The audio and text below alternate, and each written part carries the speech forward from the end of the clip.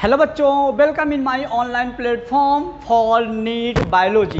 तो जैसा कि आप लोगों के साथ मैं नीट की बायोलॉजी डिस्कस करूंगा और नीट की बायोलॉजी डिस्कस करने से पहले मैं आपको ये बात बताना चाहूँगा कि जो ह्यूमन रिप्रोडक्शन का लेक्चर नंबर 6 आज आप लोगों के साथ डिस्कस कर रहे हैं, इसके पहले लेक्चर नंबर 5 तक हो गया है। तो आप वहाँ पर जाके और सारे लेक्चर देखेंगे तब आपको यहाँ से समझ में आएगा। और यदि आपको यहाँ भी समझ में नहीं आ रहा है तो आप एम कैरियर इंस्टीट्यूट की एप्लीकेशन को डाउनलोड करें, वहाँ पर सब कुछ सिस्टमेटिक दिया हुआ है। यदि आपको वो भी नहीं मिल रहा है तो इसके डिस्क्रिप्शन में टेलीग्राम की लिंक दी हुई है, आप वहां से ले सकते हैं। तो बेटा आज मैं आप लोगों के साथ लेक्चर नंबर 6 में डिस्कस करने वाले हैं सेमनीफेरस ट्यूब्यूल्स। क्या डिस्कस करेंगे बेटा? तो हम आप लोगों के साथ आज डिस्कस करेंगे सेमनीफेरस ट्यूब्यूल्स। तो सबसे पहले जानो कि सेमनीफेरस ट्यूब्यूल्स है क्या।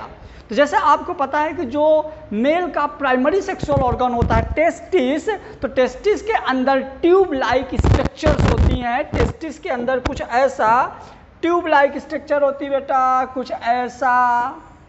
और इस ट्यूब लाइक स्ट्रक्चर में ये ट्यूब लाइक स्ट्रक्चर होती है टेस्टिस के अंदर, और इस ट्यूब लाइक स्ट्रक्चर के अंदर फॉर्म होता है स्पर्म। मतलब सेमनीफेरस ट्यूब्यूल्स के अंदर क्या बनेगा? स्पर्म। क्लियर हुआ? सेमनीफेरस ट्यूब्यूल्स के अंदर क्या बनेगा? स्पर्म। और जब स्पर्म बनेगा तभी तो हम और आप बनेंगे। ठीक है बेटा? तो ये आपके लिए कितना इंपॉर्टेंट है आप सोच सकते हैं कि हमारा अस्तित्व ही स्पर्म की वजह से है। तो आप अंदाजा लगाइए कि ये हमारे लिए कितना इंपॉर्टेंट है। क्लियर हुआ? चलिए अब जैसा कि देखिए मैंने आपको बता दिया सेमनीफेरस ट्यूब्यूल्स। अब यदि आपको इसका भी डिटेल पढ़ना है तो नेक्स्ट लेक्चर में आएंगे, देखेंगे कि सेमनीफेरस ट्यूब्यूल्स में स्पर्म कैसे बनता है। उस प्रोसेस को हम बोलेंगे स्पर्मेटोजेनेसिस। Very good. क्या बोलेंगे उसको? स्पर्मेटोजेनेसिस। अब यहाँ पे हम थोड़ा सा इसका ट्रांसवर्स सेक्शन लेंगे और साथ में हिस्टोलॉजी भी देखेंगे। क्लियर हुआ? तो ये जैसे सेमनीफेरस ट्यूब्यूल्स है, इस सेमनीफेरस ट्यूब्यूल्स को जैसे ही मैंने यहाँ से इसका ट्रांसवर्स सेक्शन लिया और यहाँ से कट किया, कट कर मैंने देखिए यहाँ से इसको कट किया, कट करने के बाद ये मैंने पकड़ा। और जब ये पकड़ा तो जो ये वाला इसका डायमीटर है ये हमको कैसे दिख रहा है? तो ये वाला डायमीटर कुछ ऐसे दिख रहा है। क्लियर? इसको एक्सप्लेन करने से पहले मैं आपको थोड़ा सा ये डायग्राम को एक्सप्लेन करना चाहूँगा। आप ये समझिएगा, this is wall of seminiferous tubules. Clear? ये सेमनीफेरस ट्यूब्यूल्स की वॉल है जिसको हम बोलेंगे प्रीमोडियल जर्मिनल एपिथेलियम या क्यूबोइडल जर्मिनल एपिथेलियम। क्लियर बेटा? अब प्रीमोडियल या जर्मिनल एपिथेलियम के बाद इसके बाद देखिए यहाँ पे जो ये सेल हैं, ये जो सेल हैं, ये वाली जो लेयर है, इस लेयर को हम क्या बोलेंगे, फिर इस लेयर को क्या बोलेंगे, इस लेयर को क्या बोलेंगे। तो आपको सारी चीज़ समझने के लिए आपको जानना होगा पहले इसका कि जो बाहर की लेयर होती है, यानी कि ये वाली जो लेयर है ये हो गई हमारी ये, इसके जस्ट बाद आएगा स्पर्मेटोगोनिया, स्पर्मेटोगोनिया के बाद आएगा primary spermatocyte, secondary spermatocyte, spermatid, spermatozoa, then बन जाएगा स्पर्म। वाह सर, मजा आ गया। क्लियर? देखिए ना, ये सर्टोलिसल का रोल क्या है आप वेट करिए, मैं भी आपको बताऊंगा। पहले आप ये समझिए कि स्पर्मेटोगोनिया, स्पर्मेटोगोनिया के बाद primary spermatocyte, then secondary spermatocyte, then spermatid, then spermatozoa, then sperm. Clear हुआ? मतलब सेमनीफेरस ट्यूब्यूल्स के अंदर क्या बना? स्पर्म। अब स्पर्म और एग में होगा फर्टिलाइजेशन तो बनेगा एम्ब्रियो, एम्ब्रियो से हम लोग। ठीक है बेटा? ये हो गया अपना ये डायग्राम। अब इसको अपन कुछ अच्छे से और डिटेल से समझेंगे इस डायग्राम से। तो आ जाइए, ये मैंने क्या बना लिया बेटा? सेमनीफेरस ट्यूब्यूल्स का पूरा हिस्टोलॉजी डायग्राम। हिस्टोलॉजी डायग्राम में देखिए जो सेमनीफेरस ट्यूब्यूल्स की आउटर वॉल है, जो बाहर की लेयर है, उसको हम बोलेंगे ट्यूनिका प्रोपिया। क्या बोलेंगे बेटा उसको? ट्यूनिका प्रोपिया। क्लियर? अब ट्यूनिका प्रोपिया के जस्ट बाद जो लेयर होती है, ठीक है, जो आप देख पा रहे होंगे, ट्यूनिका प्रोपिया के जस्ट बाद जो लेयर है ये वाली बेटा, ये लेयर जो है, जैसे यहाँ पे स्पर्मेटोगोनियम, ट्यूनिका प्रोपिया के बाद जस्ट जो लेयर है, इसको आप ये पूरा मान के चलिए। ठीक है? ट्यूनिका प्रोपिया के जस्ट बाद जो आपको लेयर दिख रही है ये वाली हमारी लेयर हो जाएगी प्रीमोडियल, मतलब इसको या तो आप बोल सकते हो क्यूबोइडल जर्मिनल एपिथेलियम या प्रीमोडियल जर्मिनल एपिथेलियम। एपिथेलियम। अब समझिएगा, यहीं से अपने को सबसे ज़्यादा दिमाग लगाना है। क्लियर? ये आपके बाहर वाली लेयर जो ये है, ये लेयर हो गई प्रीमोर्डियल जर्मिनल एपिथेलियम।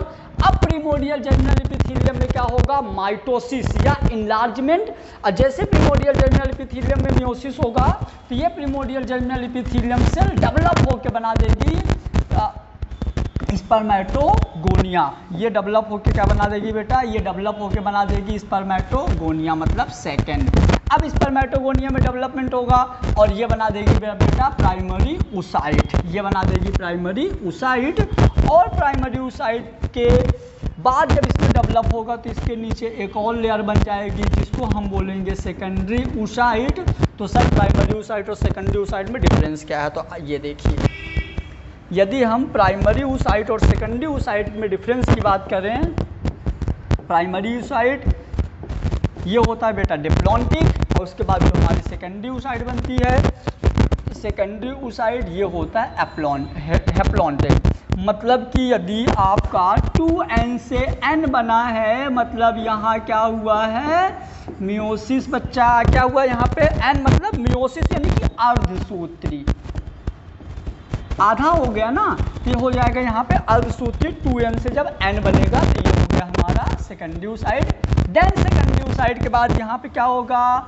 इसमें होगा अब मियोसिस सेकेंड और हमारा बनेगा स्पर्म। बाकी इसके आगे की प्रोसेस हम किस में पढ़ेंगे? स्पर्मेटोजेनेसिस में। किसमें पढ़ेंगे? स्पर्मेटोजेनेसिस में। क्लियर हुआ? अब यहाँ पे ये जो आपका हिस्टोलॉजी डायग्राम है, इसी का हम एक रे डायग्राम बनाए हैं। क्लियर? तो बाहर के लेयर को हम बोलेंगे क्या? Tunica propria, then cuboidal germinal epithelium, then primary oocyte, then secondary oocyte, then spermatid या sperm। क्लियर हुआ? अब यहाँ पे अपन थोड़ा सा देखेंगे इसमें हार्मोनल एक्टिविटी क्या है। क्यों? क्योंकि जब आपके सेमनीफेरस ट्यूब्यूल्स में स्पर्म फॉर्मेशन होगा तो उस टाइम पे कोई ना कोई हार्मोन आपका काम करेगा। क्लियर? तो टेस्टिस के अंदर दो सेल्स होती हैं, याद रखिएगा, Leydig cell and Sertoli cell. तो जैसे आप यहाँ पे देख पा रहे होंगे, ये बेटा सर्टोली सेल है। क्लियर?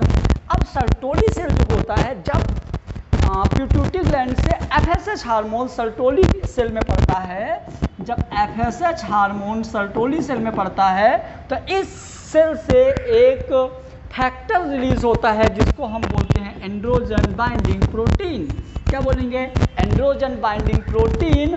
और एंड्रोजन बाइंडिंग प्रोटीन टेस्टोस्टेरोन को बाइंड करके कहाँ ले जाता है? सेमनीफेरस ट्यूब्यूल्स के अंदर।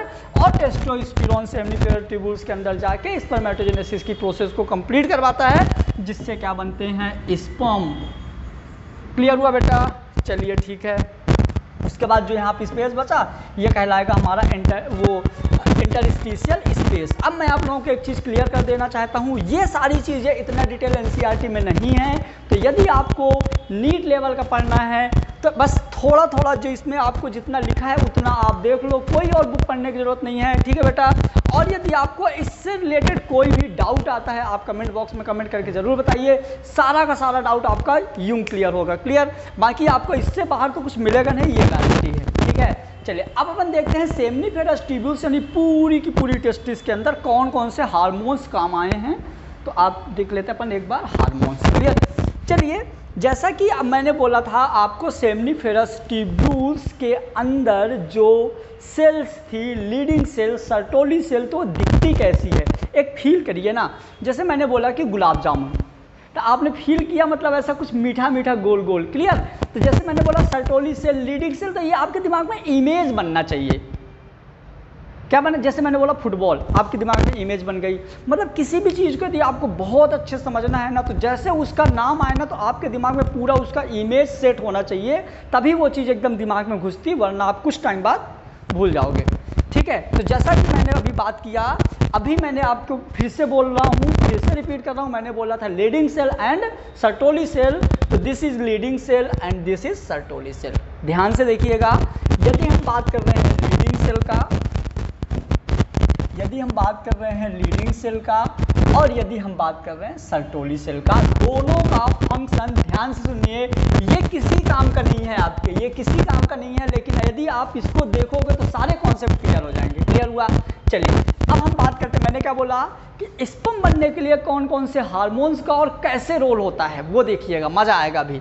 जैसे है हाइपोथैलेमस, आप सबको पता है कहाँ होता है हाइपोथैलेमस? इन ब्रेन, ब्रेन के अंदर, मतलब ब्रेन का ही एक पार्ट होता है हाइपोथैलेमस। आप सबको पता होगा कि जो ब्रेन के 3 पार्ट होते हैं, forebrain, midbrain, hindbrain. Forebrain में कौन कौन से होते हैं? सेरेब्रम और डायनसेफेलॉन, और डायनसेफेलॉन का पार्ट होता है कौन सा? हाइपोथैलेमस। मतलब हाइपोथैलेमस किसका पार्ट है? फोर ब्रेन का बेटा। क्लियर? अब हाइपोथैलेमस से एक हार्मोन सिक्रीट होता है जिसको हम क्या बोलते हैं? उस हार्मोन को हम बोलते हैं बेटा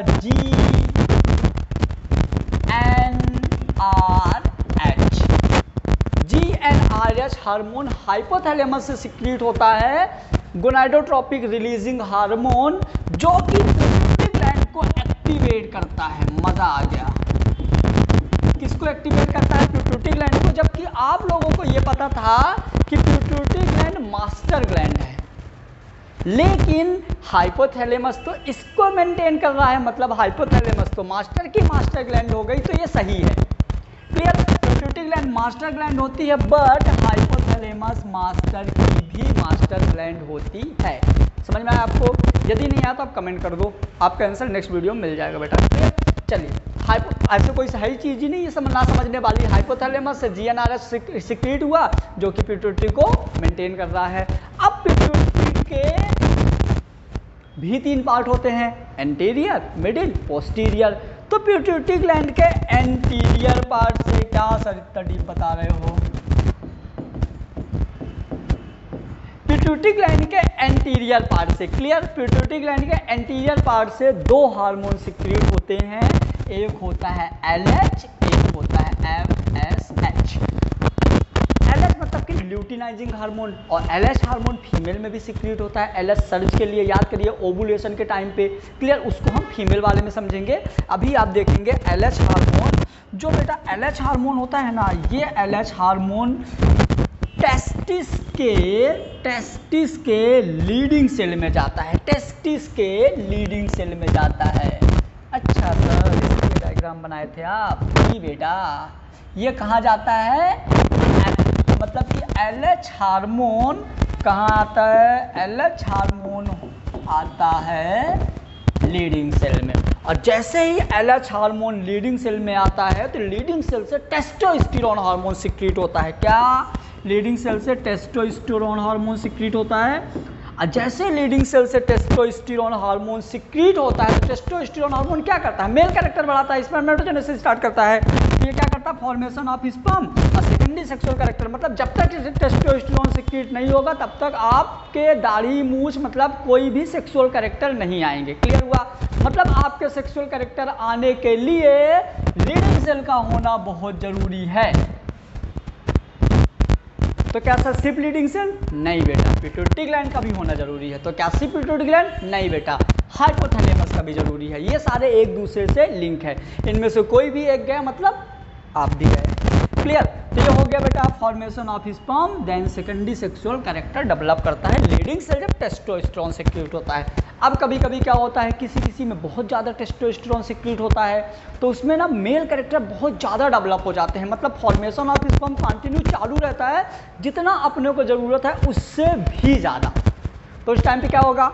उस टाइम पे क्या होगा? अपना ब्रेन, अपनी ग्लैंड बहुत समझदार है, CBSE स्कूल से पढ़े हुए हैं ये लोग, ठीक है। तो ये लोग क्या करता है, जैसे ही टेस्टोस्टेरोन का सिक्रीशन बहुत ज़्यादा होता है, मतलब कि एक्सेस में सिक्रीशन हो जाता है, एक्सेस में सिक्रीशन हो जाता है जब टेस्टोस्टेरोन का, तो एक नेगेटिव फीडबैक जाता है हाइपोथैलेमस और पिट्यूटरी ग्लैंड दोनों। नेगेटिव फीडबैक मतलब क्या?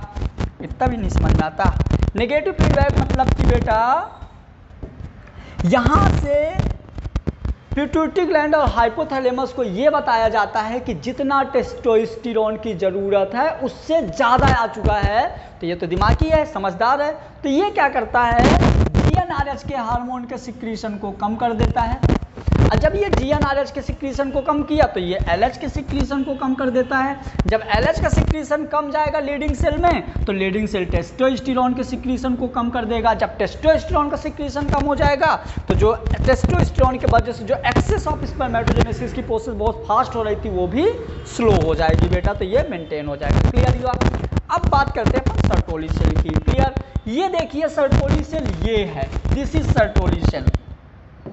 आप ये देख पा रहे हैं, this is Sertoli cell, this is Sertoli cell, ये सर्टोली सेल है बेटा। क्लियर? तो अब सर्टोली सेल का क्या काम है सर? तो सुनिए, जैसे कि मैंने बताया पिट्यूटरी हाइपोथैलेमस से GnRH कहाँ? पिट्यूटरी ग्लैंड में, पिट्यूटरी ग्लैंड से FSH। FSH मतलब फॉलिकल स्टिमुलेटिंग हार्मोन। क्या बेटा? Follicle stimulating hormone. अब फॉलिकल स्टिमुलेटिंग हार्मोन क्या करता है? क्या करता है? क्या करता है बताओ? ठीक है, तो फॉलिकल स्टिमुलेटिंग हार्मोन जैसे ही सर्टोली सेल में सिक्रीट होता है तो सर्टोली सेल में जो रिसेप्टर्स होते हैं जो फॉलिकल को जोड़ते हैं, जैसे ये रिसेप्टर है, अब यदि FSH हार्मोन कुछ ऐसा है तो ये जाके नहीं जुड़ेगा। तो FSH हार्मोन ऐसा होना चाहिए जिससे इसके रिसेप्टर में अटैच हो जाए। तो FSH हार्मोन सर्टोली सेल के रिसेप्टर में जैसे ही अटैच होता है तो ये क्या करता है बेटा? ABP स्टार्ट मतलब एंड्रोजन बाइंडिंग प्रोटीन जो फैक्टर होता है वो रिलीज होता है और ये स्पर्मेटोजेनेसिस को स्टार्ट कर देता है। क्यों? स्पर्मेटोजेनेसिस तो यहाँ से हो रही थी, लेकिन स्टार्ट करने के लिए तो कुछ चाहिए, तो स्टार्ट कौन करवाएगा? ABP androgen binding protein testosterone को बाइंड करके सर्टोली सेल तक ले जाता है। ये याद रखिएगा। क्लियर हुआ? चलिए, अब यहाँ से जब ये भी बहुत ज़्यादा होता है तो सेम एक्सेस में जब आता है तो नेगेटिव फीडबैक कहाँ पे? हाइपोथैलेमस और पिट्यूटरी ग्लैंड। जैसे नेगेटिव फीडबैक यहाँ जाता है, यहाँ जाता है, ये समझदार है, पढ़ा लिखा है, सिक्रीशन कम GnRH का, इसका ये सिक्रीशन कम, तो सर्टोली से ABP से कम सिक्रीशन, फिर से ये मेंटेन हो जाता है। तो ये हो गया आपका सेमनीफेरस ट्यूब्यूल्स में हार्मोन्स की एक्टिविटी। और मैं आपसे शर्त लगा सकता हूँ, बाजी लगा सकता हूँ कि यदि नीट में एक क्वेश्चन आने की प्रियोरिटी है इस चैप्टर से तो वो चैप्टर और वो बेटा यही है, यहीं से ही आएगा। आप चाहो तो स्टार लगा सकते हो, आप जितना बड़ा स्टार लगाना हो लगा लो। बहुत इंपॉर्टेंट है और बहुत बार क्वेश्चन आता है बेटा किससे? ये हार्मोन से। तो याद रखिए, बहुत ज़्यादा कंफ्यूजन होता है। बाकी यदि आपको इस चैप्टर से रिलेटेड कोई भी डाउट हो आप कमेंट बॉक्स में कमेंट करके बता सकते हैं, उसका सलूशन आपको कंफर्म मिलेगा बेटा।